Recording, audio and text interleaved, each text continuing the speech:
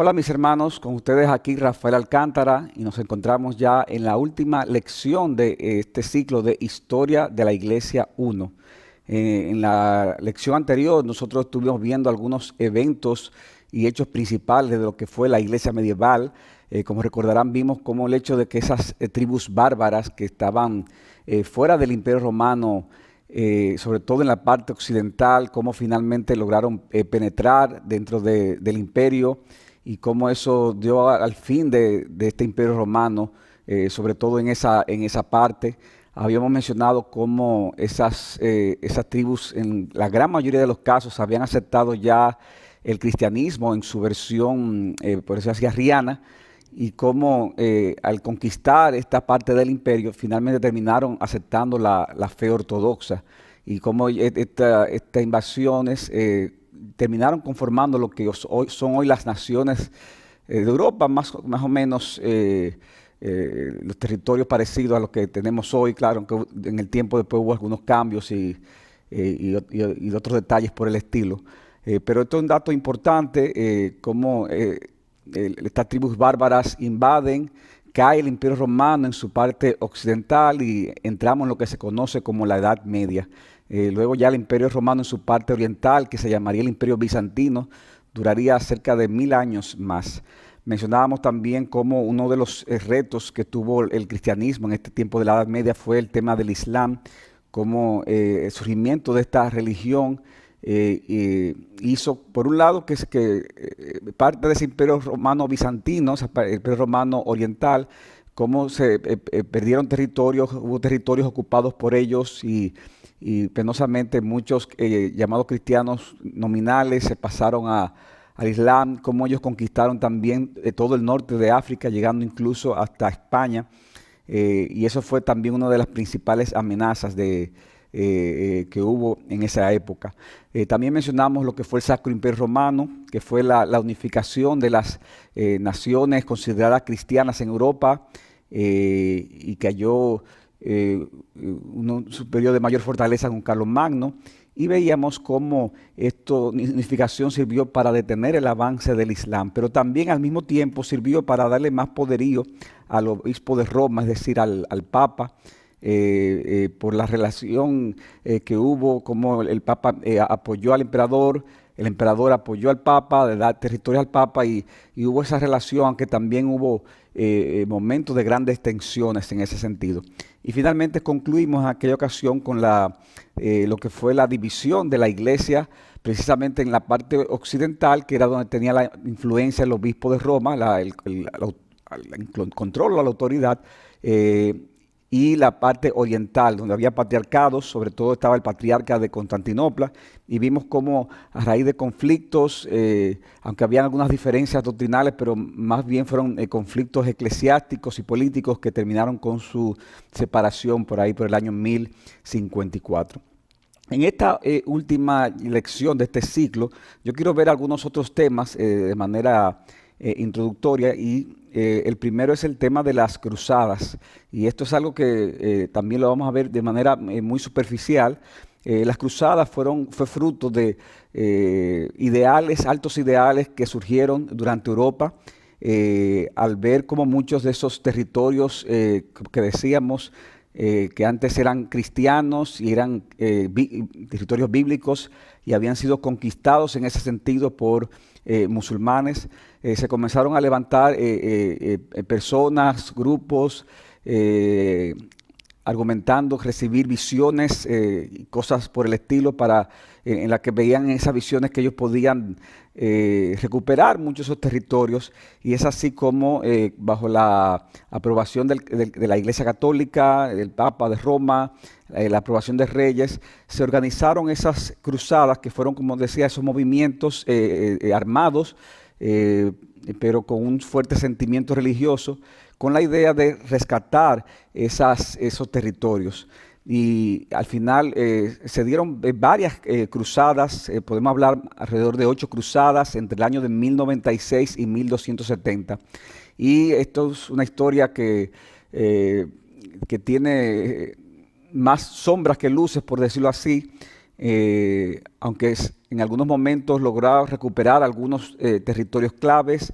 Sin embargo, en muchos casos fue un fracaso, y luego algunos de esos territorios que fueron conseguidos después volvieron a perderlo a manos de los musulmanes, y esa situación trajo mucha dificultad a los cristianos que vivían en esa zona, sin contar con todos los abusos que se cometieron, porque en esas cruzadas se mezclaban todo tipo de gente con ambiciones y con todo tipo de motivación. De hecho, Jerusalén, que era una de las ciudades que más se buscaba recuperar, aunque por un tiempo logró ser capturada por los cruzados, volvió otra vez a caer en manos musulmanas en el 1244. Y simplemente quiero señalar aquí cuáles fueron las consecuencias que trajo esas cruzadas desde el punto de vista de lo que fue el cristianismo de esa época. Y la primera fue la creación de órdenes militares al servicio, ¿verdad?, del poder religioso de una manera formal. En segundo lugar, trajo una mayor enemistad entre el cristianismo de Occidente y el Oriente. ¿Por qué? Porque aunque las cruzadas buscaban, en sus inicios por lo menos, acudir al auxilio de ese imperio romano oriental, de ese imperio bizantino que estaba amenazado por los turcos, a la larga, muchos de esos latinos, que eran los que venían, ¿verdad?, del este, resultó que no eran creyentes nominales, como decíamos, tenían ambiciones, y muchas veces resultaron que no eran tan santos como se parecía, sino que cometieron muchos abusos, y en ese sentido, eso lo que generó fue más fricción entre los cristianos del Oriente y los cristianos del Occidente. Muchos de esos cristianos del Oriente inclusive terminaron prefiriendo tener la influencia musulmana cerca que esa influencia latina, en algunos casos, ¿verdad? Dependiendo del tipo de personas que componían esas cruzadas de manera específica. Eso trajo una mayor división, lamentablemente, de la iglesia cristiana oriental y la iglesia cristiana occidental. Y obviamente otro resultado fue que eso trajo más dificultades para los cristianos que vivían en esas tierras musulmanas. Imagínense que venían en el nombre de Cristo personas del occidente a librar a los del oriente. Al final o no pudieron librarlo o fueron librados, pero después fueron recapturados por musulmanes. Obviamente que la situación se dificultó más para estos cristianos. Esto aumentó también el poder del Papa en Europa Occidental, ya que al venir esa cruzada de varias naciones y todas seguían las órdenes del Papa, eso puso al Papa en un lugar de preeminencia como nunca antes se había visto. O sea que eso con respecto al tema de las cruzadas que se dieron en ese periodo. Otro tema que yo quiero mencionar en esta última lección también es el tema de las iglesias disidentes. Y cuando hablamos de iglesias disidentes, hablamos de iglesias que estaban en el cristianismo, si se quiere, desde un inicio, pero que por alguna razón nunca se unieron a la autoridad ni de la iglesia latina ni tampoco de la iglesia griega. Algunas de estas razones por las cuales ellos no se unieron tenían que ver con aspectos geográficos, que mantuvieron en ese sentido estaban muy distantes de lo que era el Imperio Romano, pero también habían razones teológicas, ya que eran creyentes que no llegaron a aceptar las conclusiones que se dieron en algunos de los concilios que se celebraron en los primeros siglos en esos primeros siglos de la iglesia primitiva. Simplemente mencionar rápidamente el principal de esos movimientos de la iglesia disidente es el nestorianismo. Ellos rechazaron la idea de que en Cristo hubiese una sola persona en dos naturalezas, como creemos que Cristo tiene una naturaleza humana, una divina, unidos en una persona. Sin embargo, el nestorianismo más bien llegó a hablar o a implicar que en Cristo había una doble personalidad, y eso fue algo que fue condenado en su momento, y por eso Nestorio llegó inclusive a ser patriarca de Constantinopla. Fue declarado hereje, el movimiento tuvo que separarse, y en ese sentido ellos tomaron mucha fuerza en la parte de lo que era el imperio persa en aquel tiempo.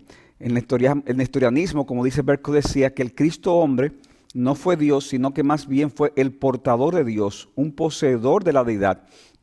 Cristo es adorado no porque es Dios, sino porque Dios está en él. Y como mencionábamos, en el año 431 fue condenado el nestorianismo en el concilio de Éfeso. Y parece ser que la iglesia de Persia compartía más esa visión cristológica de Nestorio, y es así que se expande en lo que es la zona de Arabia, Asia Central, la India y aún hasta la misma China. Con el tiempo se redujo grandemente el nestorianismo, pero quedan comunidades todavía en las zonas por esos lugares de allá de Irán, Irak, Siria y la India. Algunos le llaman asirios, otras veces se le llaman nazarenos, y algunos de esos grupos inclusive han emigrado a Estados Unidos. Se conoce como la Iglesia Siria de Oriente. Otro grupo teológico fue los monofisistas. Este grupo era todo lo opuesto al nestorianismo. Ellos no veían esa doble personalidad de Cristo, pero al explicar el tema de la unión de la naturaleza humana y divina, prácticamente la mezclaban hasta tal punto que parecían confundirse. Esto también este grupo fue condenado en el concilio de Calcedonia en el año 451, pero también fue un grupo que se esparció en otros lugares como lo que es Armenia, Etiopía, Egipto, que es lo que se conoce hoy como la iglesia copta, y Siria, que se le llama también al día de hoy la iglesia jacobita. De todos esos grupos, llama la atención la fuerza que tienen todavía al día de hoy lo que es en Armenia y lo que es en Egipto, con el tema también de los coptos. O sea que son iglesias disidentes, iglesias que nunca se sujetaron a ninguno de los dos grupos principales de esa época. Otro tema que yo quiero también que mencionemos, y como ustedes están viendo, hermanos, estamos mencionándoles de una manera muy superficial. Ya, como siempre he reiterado, deben a través de las lecturas, sobre todo del libro de Justo L. González, profundizar más en estos temas que estamos dando. Es el hecho de la realidad del papado en ese periodo de la iglesia medieval, es decir, en este periodo de prácticamente 1000 años. O sea que aquí estamos volviendo un poco para atrás la historia para ver el papado como tal. Y cuando pensamos en este sistema del catolicismo, podemos dividir el papado medieval en 3 etapas. El papado que va desde Gregorio I, que fue en el año 590, hasta el Papa Dámaso en el año de 1048. Está en segundo lugar el papado de León IX, que va desde el 1049 hasta Celestino V en el 1294.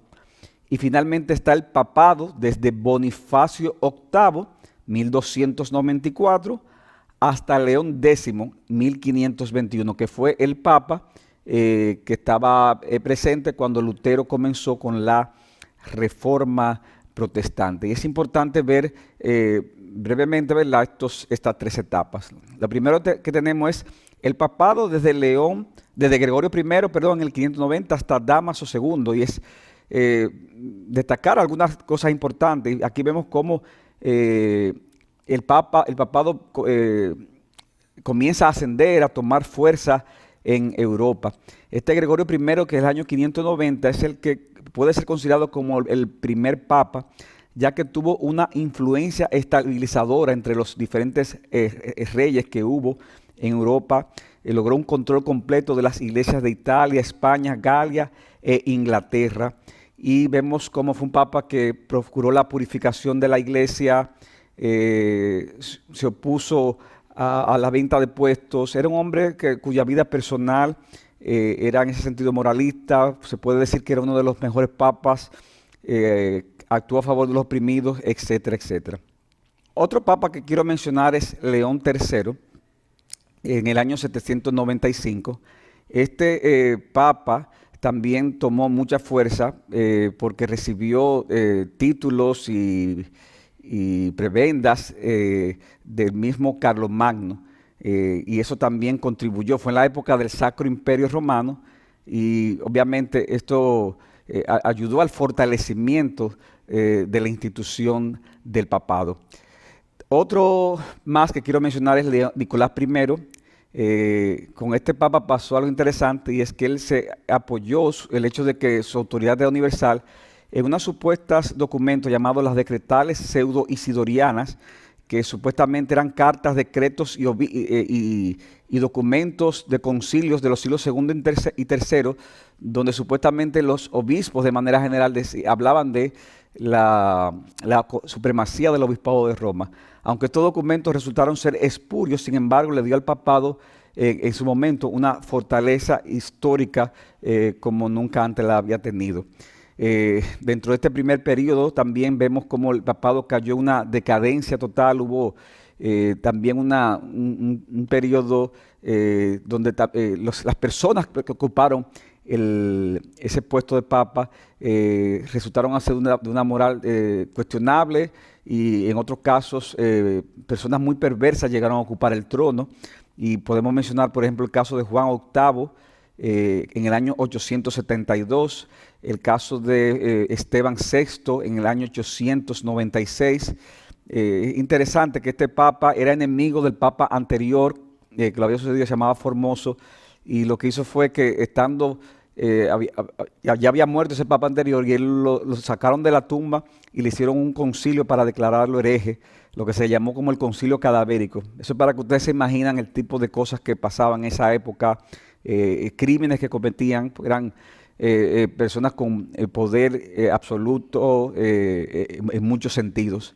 Sergio III también es otro papa que de una vida terrible, y vemos cómo con él también sigue ese periodo de decadencia en esa primera etapa del papado, y es en ese contexto que se habla de Marosia, que era una concubina que tenía, y cómo ella por muchos años tuvo la influencia de ese tiempo, ¿verdad? Del palacio papal, y cómo puso y depuso a algunos papas. Eso se conoció como la pornocracia o el reino de las rameras, que vino desde el año 904 al 963, o sea que fue un periodo bastante largo y muy lamentable. Sin embargo, eso es como le decía, la primera etapa del papado. Viene de luego una segunda etapa que es desde León IX en el 1049 hasta Celestino V en el 1294. Y aquí vemos cómo ocurre ya una reforma del papado, en la que se comienza a corregir muchas de esas situaciones tan perversas y tan terribles que estaban ocurriendo. Esto fue dirigido por un hombre llamado Hildebrando, cómo él a través de su influencia purificó el papado, y él mismo luego llegó a ocupar el trono papal en el año de 1073. Fue un hombre en ese sentido que muy moralista en muchos aspectos, hablaba en contra de la inmoralidad, de la venta de puestos. Al mismo tiempo insistió mucho en fortalecer el tema del celibato. Fue un papa en ese sentido con mucho aciertos, ¿verdad? Desde el punto de vista del fortalecimiento de lo que fue el papado, y como decía también, con una vida moral intachable. Dentro de ese segundo periodo aparece Ignacio III en el 1198, que es considerado el más poderoso papa hasta la época, ya que con él se adjudicaron los títulos de vicario de Cristo, vicario de Dios, supremo soberano de la iglesia y del mundo. Decía él que todas las cosas en la tierra, en el cielo y en el infierno están sujetas al vicario de Cristo, y llevó a la iglesia al dominio supremo. Aparte de la intolerancia que manifestó, ordenó el exterminio de todo hereje, instituyó la Inquisición, etc. Y finalmente tenemos un último periodo, que es el papado, desde Bonifacio VIII, 1294, hasta León X, como mencioné, que estuvo hasta el 1521. En ese último periodo pasaron algunas cosas interesantes. Lo primero que pasó fue que, fruto de una rivalidad que había entre el rey de Francia y el papa de Roma, el rey de Francia entraron en guerra, y el rey de Francia tomó al papa de Roma y se lo llevó a cautivo a territorio francés, y ahí estuvo por un espacio de algunos 70 años. Es lo que se conoce como el cautiverio babilónico del papado, Imagínense ustedes, los papas, entonces que gobernaron en esa época, lo hicieron bajo la influencia de este rey de Francia. Y vemos cómo se vuelve otra vez a decaer grandemente el papado en lo que fue en esa época. Se habla de que la avaricia de esos papas no conocía límites. Ellos estaban específicamente en la ciudad de Aviñón, en Francia, y se habla de todo tipo de males, de adulterios, violaciones, etcétera, que ocurrían en ese tiempo. Luego entonces viene otro parte interesante y es un cisma papal, y es que un grupo de personas se rebela, de cristianos en la zona de Italia, contra estos papas que estaban en Francia. Entonces vemos cómo hay papas paralelos, o sea, y vemos cómo se suceden al mismo tiempo y hay pugna entre ellos. Y eso ocurrió por un espacio de algunos 40 años más. Y luego vemos cómo finalmente se da un concilio en el año 1417, perdón, donde se hace, finalmente se logra resolver ese problema. Y justo ante ese problema, la situación estaba tan crítica que llegó un momento dado que hubo hasta 3 papas, pero como decíamos, el cisma papal termina con Martín V, que fue del 1417, del 1411 a 1417, más o menos esa es la fecha. Dentro de ese tercer periodo, entonces vemos ya la última etapa, que fueron los papas del Renacimiento, que ya, ¿verdad?, se acerca ya al fin de la Edad Media, y aquí vemos como algunos papas, como Nicolás V, Pío II, que fue del 1458 al 1464, el cual se dice que tuvo muchos hijos ilegítimos, un hombre muy desenfrenado. Aquí vemos de nuevo la decadencia de algunos papas. Hablamos de Paulo II, del 1464 al 1471, que también de una vida muy inmoral, un hombre con muchas concubinas. Sixto IV, que fue del 1471 al 1484, sancionó la Inquisición española, decretó que el dinero podía sacar almas del purgatorio, fue cómplice en un complot para asesinar a Lorenzo de Médicis, usó el papado para enriquecerse a sí mismo, a sus familiares, hizo cardenales a familiares de él, etcétera, etcétera. Tenemos otro papa más, Inocencio VIII, del 1484 al 1492. Se habla de que tuvo algunos 16 hijos con diferentes mujeres casadas, y cómo multiplicó los puestos eclesiásticos, y cómo ordenó el exterminio de grupos cristianos que les eran adversos, etc. Otro papa es Alejandro VI, del 1492 al 1503, que dice que fue el papa más corrompido dentro de ese último periodo de los papas del Renacimiento. Compró el papado por dinero, y también vemos cómo repite ese estilo de vida terrible, y vemos cómo en ese sentido la silla papal vuelve otra vez a etapas bastante oscuras, hasta de incesto vemos que se le acusó. Ya luego vendría el caso de León X, que ya lo veremos en un futuro, ¿verdad? Hermanos, hemos mencionado muchos datos con respecto a este tema del papado, y son cosas que ustedes ya podrán leer más despacio. Es importante traer unas breves lecciones aquí con respecto a este tema, y lo primero es que el hecho de traer esos datos históricos tan crudos no significa que solo la Iglesia Católica ha tenido una historia escandalosa, así como hay sacerdotes que han manchado en ese sentido la historia con esas cosas en el pasado y aún en el presente. Lamentablemente también hay personas en el pueblo evangélico, en el pueblo protestante, que traen mucha vergüenza en el nombre de Cristo. El problema no es que hayan personas así en alguna religión o en la iglesia, porque los hay en todas. La veracidad o no de una iglesia de Cristo depende esencialmente de si sus enseñanzas en las cosas esenciales se conforman a la palabra de Dios. O sea que eso es importante tener eso en cuenta por un lado. Pero por otro lado, es bueno decir que el celibato sacerdotal obligatorio para una persona que no tenga el llamado a ser célibe aunque no sea la causa principal de sus conductas inmorales, ciertamente es una tentación a dichos pecados, ya que el mismo apóstol Pablo en Primera de Corintios, capítulo 7, dice que por causa de las fornicaciones, cada uno tenga su propia mujer y cada mujer tenga a su propio marido. O sea que eso es una doctrina de demonios, el celibato sacerdotal obligatorio, como dice Primera de Timoteo, capítulo 4, y que nosotros debemos tajantemente rechazarlo.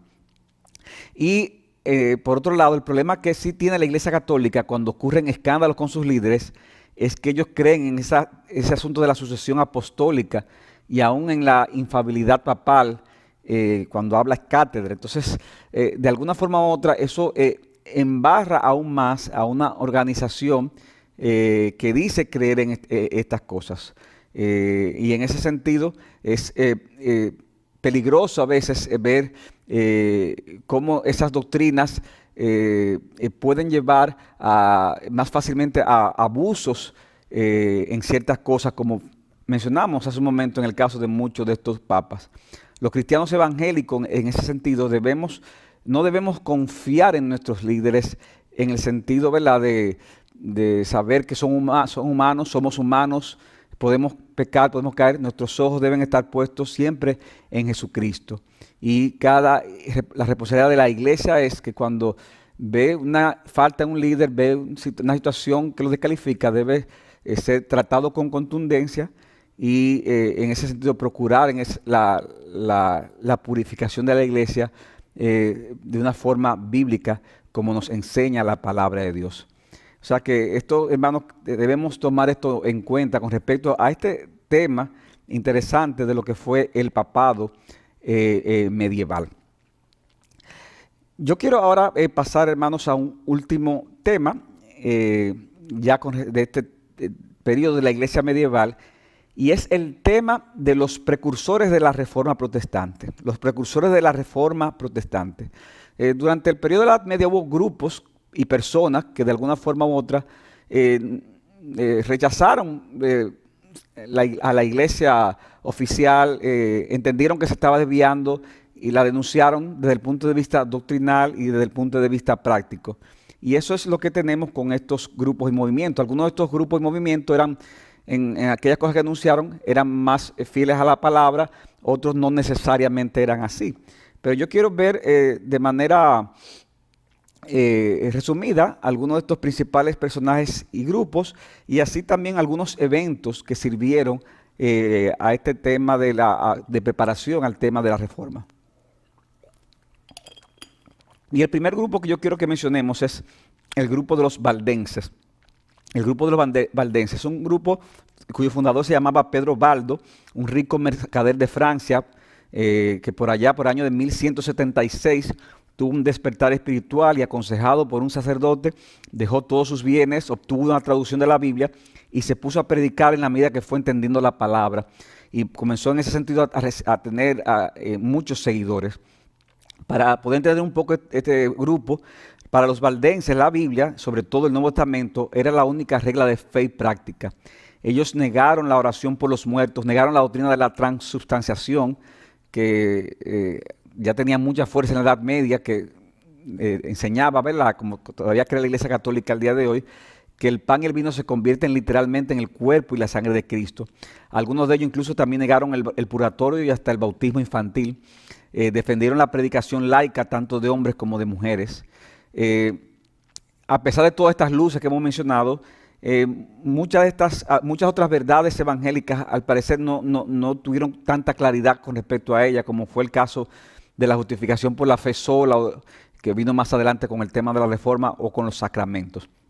El arzobispo de Lyon trató de impedirles que predicaran, y ellos quisieron apelar al Papa para obtener reconocimiento, pero imagínense, ese reconocimiento al final fue rechazado y ellos prefirieron entonces obedecer a Dios antes que a los hombres.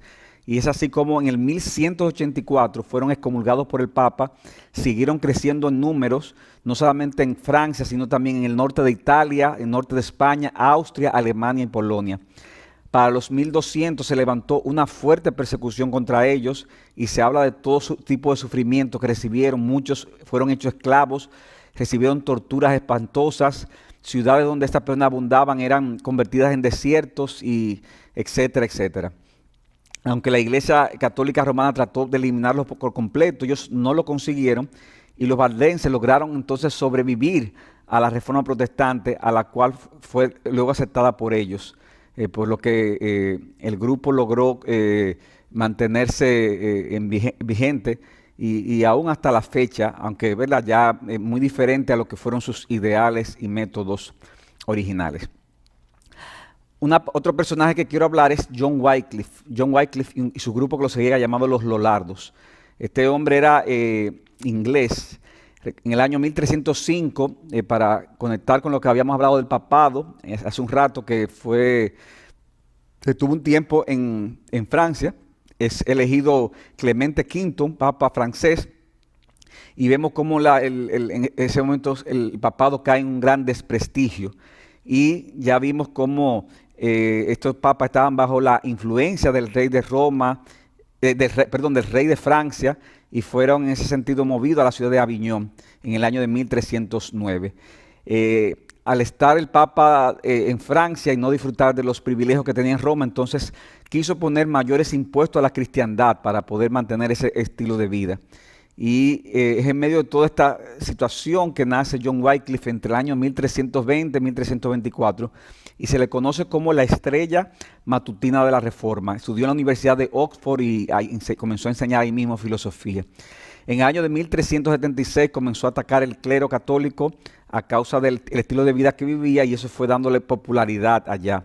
Poco a poco fue desarrollando otras enseñanzas y comenzó a decir que la iglesia está compuesta de los predestinados, y que no era labor de la iglesia ocuparse de los bienes temporales. Comenzó a afirmar que la transubstanciación era una doctrina contraria a las escrituras y filosóficamente un absurdo, y a proclamar las escrituras que estaba como una autoridad que estaba por encima de la autoridad eclesiástica. Al final terminó llamando al papado como anticristo, y criticó la obligatoriedad del celibato entre los clérigos. La mayor obra de John Wycliffe fue haber traducido la Biblia al inglés. La tradujo en este caso de la Vulgata latina, ya que no sabía hebreo ni griego. Aún así, esta nueva traducción de la Biblia, junto con sus sermones y demás escritos, lo convirtieron en el fundador de la prosa inglesa. Designó a un grupo de numerosos hombres para que lo siguieran, y los hizo predicadores itinerantes, y esparció por muchos lugares de Inglaterra porciones de la Biblia de sus escritos. O sea, que en ese sentido Wycliffe fue una persona que sirvió definitivamente como precursor de la Reforma Protestante. Sin embargo, la situación después se complicó en Inglaterra por una rebelión que hubo de la población rural contra los nobles, lo que hizo que estos nobles se unieran a su vez a los obispos católicos, y Wycliffe perdiera de la influencia que tenía. Fue tratado de capturar, pero sin éxito, debido a la popularidad que gozaba en los lugares donde se movía. Y es así que ocurrió su muerte en el año de 1383 por causas naturales. Sin embargo, lamentablemente, los seguidores de Wycliffe tuvieron sí que recibir la dureza de la persecución. En el año de 1401 el Parlamento inglés aprobó quemar a los herejes. Es así como muchos de estos seguidores de Wycliffe tuvieron que dar su vida. Pero de alguna forma u otra ya la llama de la Reforma comenzó a encenderse, o ciertos avisos de lo que venía. Y eso con respecto a John Wycliffe y los Lollardos. Otro personaje de mucha importancia fue Juan Hus. Estas influencias de Wycliffe, de sus enseñanzas, se hicieron sentir en la ciudad de Bohemia, aquí en Europa, de lo que es la zona de ahí, por ahí de Checoslovaquia, y todo porque en el año de 1383 el rey de Inglaterra, Ricardo III, se casó con la princesa de Bohemia, Ana, y eso hizo que estudiantes en Bohemia estuvieran en contacto con la Universidad de Oxford, y ahí tuvieron contacto con la doctrina de John Wycliffe. Hus nació en el año de 1373 y enseñó y fue nombrado rector de la Capilla de Belén en Praga para el culto en la lengua de Bohemia.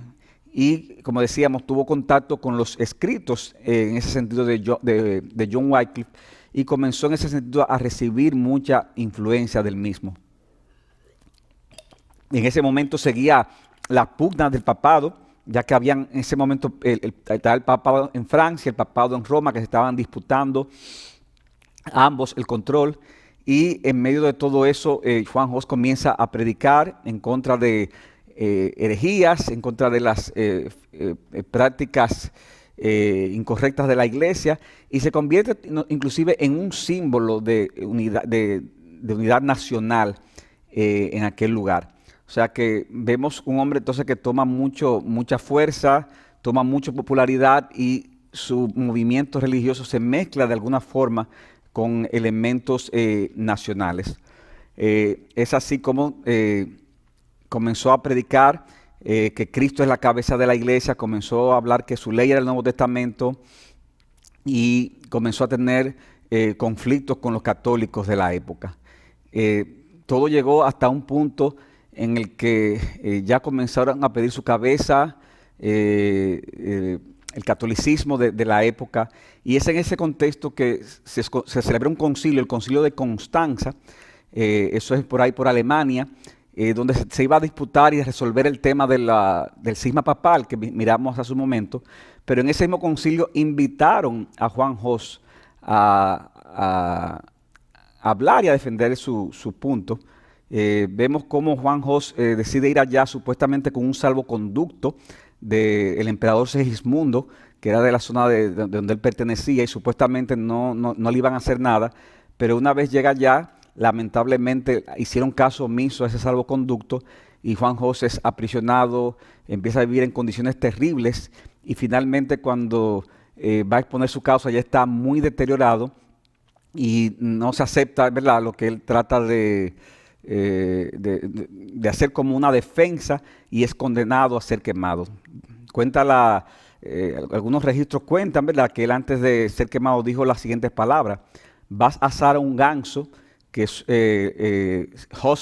la palabra Hus significa en checo, pero dentro de un siglo te encontrarás con un cisne que no podrás asar.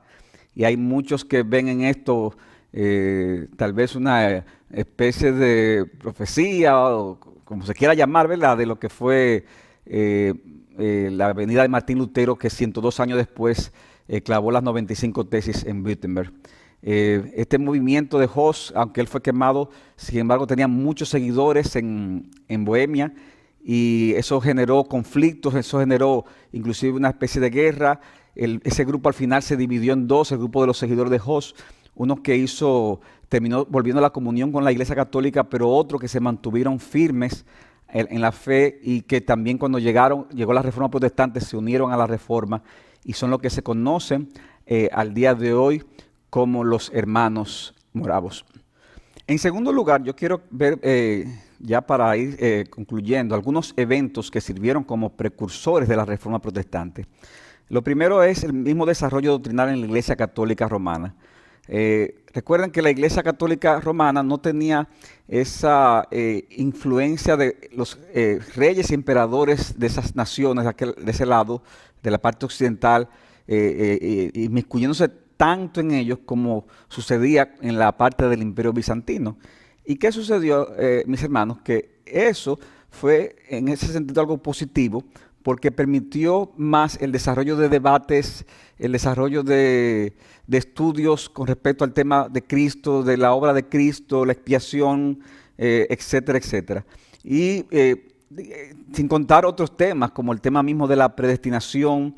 Recuerden que había influencia, por ejemplo, la influencia de Agustín de Hipona en algunos sectores de la Iglesia Católica, etcétera, etcétera. De modo que, de alguna forma u otra, ese periodo de tiempo en el cual en la parte occidental, en la Iglesia latina, no había esa fuerte influencia política, permitió que hubiese más debates doctrinales, ¿verdad?, dentro de cierto esquema, pero que poco a poco ayudaron y sirvieron como zapata para el tema de la Reforma Protestante. Otro evento de gran importancia fue el Renacimiento.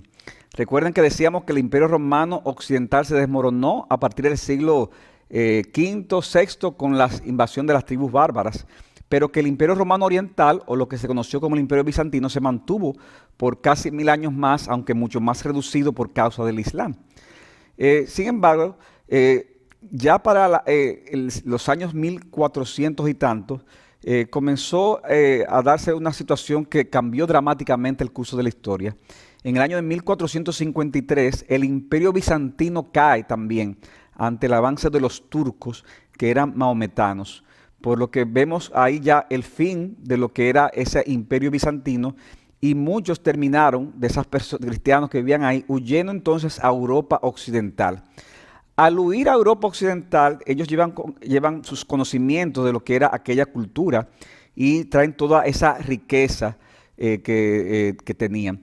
Dentro de esa cultura, esa riqueza estaban el tema de los clásicos griegos, ¿verdad? Como lo que eran Sócrates, Platón, Aristóteles, pero también se trae un renovado interés en la Biblia y en los escritos de los padres de la iglesia, que recuerden, el Nuevo Testamento había sido escrito en griego, y los primeros padres de la iglesia, después de la muerte de los apóstoles, ellos también habían escrito en griego. Y eso generó en Europa entonces un despertar de esos temas. En ese contexto entonces vemos que eso se estimula con lo que fue la invención de la imprenta por Gutenberg en el año de 1456. Y el primer libro que se imprime es precisamente la Biblia. O sea que aunque algunos de estos hombres, algunas de estas de esa época, no fue que recibieron la luz del Evangelio, sin embargo, a través de ese interés cultural por la escritura, los padres de la iglesia, todo eso fue preparando el camino, abriendo la mente de muchas personas que comenzaron a ser críticos de la iglesia católica, aún estando dentro de la misma iglesia, y eso después también preparó el camino para la reforma. Uno de esos críticos, por ejemplo, fue Erasmo de Rotterdam, que vivió del 1466 al 1536. Este hombre organizó algunos de los manuscritos griegos que tenía disponibles del Nuevo Testamento y preparó lo que se conoció como el Nuevo Testamento griego, el Textus Receptus, en el año de 1516. Después él mismo le hizo algunas ediciones, algunas revisiones, y también Dios usó precisamente el Textus Receptus como la base para las traducciones que después hicieron en la Reforma a los diferentes idiomas de la época, incluyendo el español. Erasmo de Rotterdam atacó mucho los abusos que se daban dentro de la Iglesia Católica y preparó el camino de la Reforma, aunque no llegó a unirse propiamente a este movimiento. O sea que fue un hombre usado por Dios, aunque no tenemos constancia de que haya tenido un nuevo nacimiento. Y yo quiero concluir diciendo lo siguiente con respecto a este tema de los precursores de la Reforma, y es que nosotros debemos de juzgar a estos precursores, mis hermanos, a la luz de la época que vivieron. No a la luz del entendimiento que tenemos hoy, porque es muy fácil a la luz del entendimiento que tenemos hoy decir las debilidades aquí y allá, no vieron esto con claridad, pero debemos en ese sentido tener el cuidado y verlo a la luz de la época que vivieron. Mientras más luz hay, más responsabilidad se tiene. En segundo lugar, también debemos entender que los excesos cometidos por muchas de estas personas que mencionábamos en la época medieval, preparó el camino para este gran avivamiento que fue la Reforma Protestante. De modo que debemos de dar gracias a Dios que Él de males saca bienes. Y eso es lo que nos concentraremos, hermanos, ya en el segundo ciclo de Historia de la Iglesia 2. Ver cómo todas estas situaciones, movimientos prepararon el camino para la Reforma Protestante, y eso es lo que veremos, y también otros movimientos importantes de fecha posterior. De modo, mis hermanos, que espero que de alguna forma hayamos podido contribuir con ustedes al dar estas pinceladas de historia de la Iglesia, y que hemos cubierto desde el inicio de la historia de la Iglesia en el año 30 hasta los años 1500. Ha sido un placer, hermanos, compartir con ustedes. Que el Señor les bendiga a todos.